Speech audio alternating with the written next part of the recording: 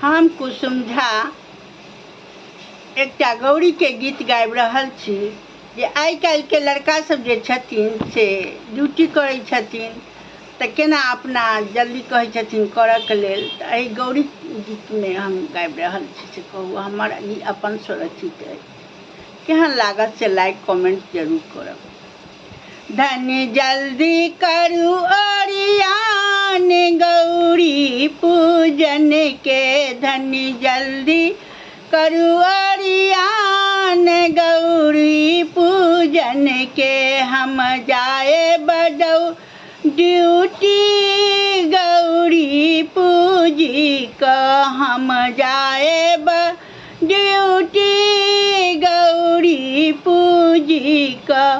आसन सिंहासन हम लेने आए पिया, आसन सिंहासन हम लेने आए पिया। छिंजल आहाँ लेने आओ गौरी पूजन ले, छिंजल आहाँ लेने आओ गौरी पूजन ले। धनी जल्दी करू ओरियान गौरी पूजन के, हम जाए ड्यूटी गौरी पूजी क।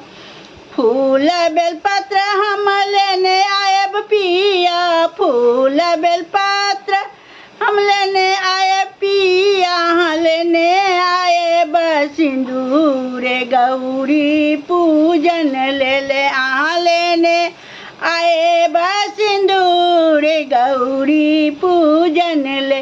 धनी जल्दी करू ओरियान गौरी पूजन के, हम जाए ड्यूटी गौरी पूजी क, हम जाए ड्यूटी गौरी पूजी क।